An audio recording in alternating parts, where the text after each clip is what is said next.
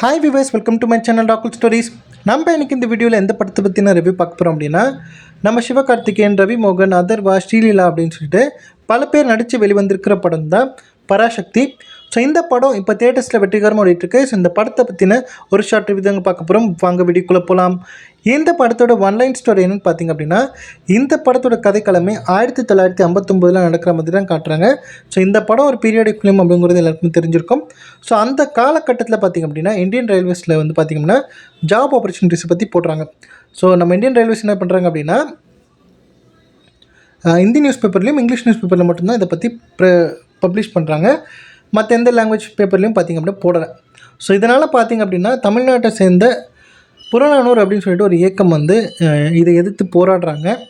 So அவங்களுடைய எதிர்ப்பை காட்டுற விதமாக பார்த்திங்கன்னா, ட்ரெயினில் மினிஸ்டர்ஸ்லாம் வந்துக்கிட்டு இருப்பாங்க. அந்த ட்ரெயினை மொத்தமாக கொளுத்தி விட்டுருவாங்க. ஸோ இதனால் காண்டான இந்தியன் கவர்மெண்ட் என்ன பண்ணுறாங்க அப்படின்னா, ரஷ்யாவில் வெல் ட்ரெயின்டான ஒரு ஆஃபீஸராக இருக்கக்கூடிய நம்ம ரவி மோகனை வந்து இறக்குறாங்க. ஸோ இதுக்கு பின்னாடி இருக்கக்கூடிய எந்த இயக்கமாக இருக்கட்டும், எந்த ஒரு விஷயமா இருக்கட்டும், மொத்தமாக வந்து அழிச்சிடுங்க அப்படிங்கிற மாதிரி ஒரு ஆர்டர் பாஸ் பண்ணுது நம்ம இந்தியன் கவர்மெண்ட். ஸோ அதுக்கப்புறம் என்ன மாதிரியான சம்பவங்கள் ஆச்சு அப்படிங்கிறது தான் இந்த பராசக்தி அப்படிங்கிற இந்த படத்தோட மொத்த கதை. ஸோ என்னை பொறுத்த வரைக்கும் பார்த்திங்க அப்படின்னா, இந்த படத்தை நம்ம சுதா கோங்கரா பார்த்திங்க அப்படின்னா சூப்பராக எடுத்திருக்காங்க அப்படின்னு சொல்லலாம்.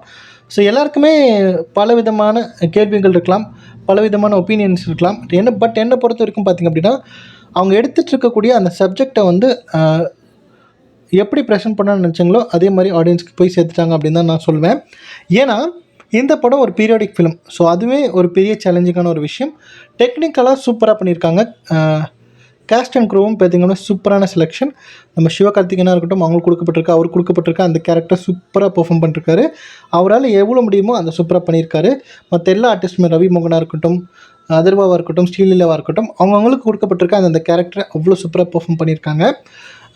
டெக்னிக்கலாகவும் அந்த பீரியடுக்கே நமக்கு கொண்டு போயிட்டாங்க. ஸோ சினிமாட்டோகிராஃபியாக இருக்கட்டும், பேக்ரவுண்ட் மியூசிக் நம்ம ஜிவி பண்ணியிருக்காரு, ஜிவி பிரகாஷ் அவ்வளோ சூப்பராக பண்ணியிருக்கிறாரு அப்படின்னு தான் சொல்லணும். எல்லா பாடல்களுமே பேக்ரவுண்ட் மியூசிக்குமே ரொம்ப கேட்குறதுக்கு ஒரு டீசெண்டான ஒரு விஷயமாக தான் இருக்குது. ஸோ எனக்கு இந்த படத்தை பார்த்த உடனே என்ன தோணுச்சு அப்படின்னா, நான் வந்து நம்மலாம் என்ன படிச்சிருப்போம். ஸோ நம்ம புக்ஸ்லலாம் நம்ம ஸ்கூல்லேயும் சரி, காலேஜஸ்லையும் சரி என்ன படிச்சிருப்போம்னா, இந்த பிரிட்டிஷர்ஸ் வந்து இந்தியாவுக்குள்ளே எப்படி வந்தாங்க, ஈஸ்ட் இந்தியா கம்பெனி எப்படி வந்துச்சு, நம்ம இந்தியாவை வந்து எப்படி அது வந்து அடிமைப்படுத்துச்சு, கிட்டத்தட்ட பல கோடி இருக்கக்கூடிய இந்தியன் பாப்புலேஷனை வந்து கிட்டத்தட்ட ஒரு 1.5 லட்சம்குள்ளே தான் இருப்பாங்க போல் police officers, British officers. So அவங்கெல்லாம் பார்த்திங்க அப்படின்னா எப்படி வந்து கட்டுப்படுத்தினாங்க, நம்ம மொத்த இந்தியாவை கட்டுப்படுத்தி அவங்க கண்ட்ரோலில் கொண்டு வந்து நம்மளை அடிமையாக வச்சுருந்தாங்க. ஸோ அதை வந்து நம்ம பெருசாக பேசுவோம். இப்போ பார்த்தியா 200 வருஷம் நம்ம வெள்ளைக்காரன் வந்து நம்ம ஆண்டான். அந்த 200 வருஷத்தை நம்ம ஆனதுக்கப்புறம் பல சுதந்திர போராட்டத்து தியாகிகள்லாம் பார்த்திங்க அப்படின்னா போராடி நமக்கு சுதந்திரம் வாங்கி கொடுத்துட்டாங்க அப்படிங்கிற அதை பற்றின நம்ம வந்து பேசியிருப்போம். ஸோ அதுதான் வந்து நமக்கு பெருசாக தெரிஞ்சிருக்கும்.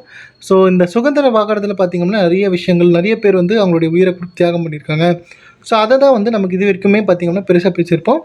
இந்த மொழி திணிப்பு அப்படிங்கிறது, அதாவது ஒரு லாங்குவேஜை நீ கட்டாயமாக கற்றுக்கிட்டே ஆகணும், நீ படித்து தான் ஆகணும். ஸோ இந்த மொழி தான் உலகம் மொத்தம் வரணும், ஒரு நாட்டோட ஒரு நேஷ்னல் லாங்குவேஜாக அப்படின்னு வரணும் அப்படிங்கிறத வந்து எந்த அளவுக்கு இன்சிஸ்ட் பண்ணியிருக்காங்க. ஸோ அதாவது ஹிந்தி அப்படிங்கிற லாங்குவேஜை எப்படி, ஹிந்தி திணிப்பு அப்படிங்கிற விஷயத்தை பற்றி இந்த படத்தில் முழுக்க சுதா கோங்கரா பேசியிருக்காங்க.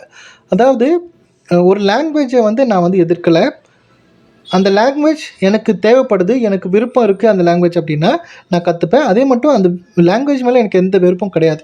பட் நீ கட்டாயமாக இந்த லாங்குவேஜை நான் கற்றுக்கிட்டே ஆகணும், என்னோடய தாய்மொழி தமிழாக இருக்கட்டும், மற்ற எந்த லாங்குவேஜாக இருக்கட்டும், அதை விட்டுட்டு நான் இதை கற்றுக்கணும், அதுதான் வந்து உன்னுடைய தாய்மொழியாக மாற்றிக்கணும் அப்படிங்கிற சொல்கிறத நாங்கள் ஏற்றுக்க முடியாது அப்படிங்கிறத இந்த படத்தில் வந்து காமிச்சிருப்பாங்க.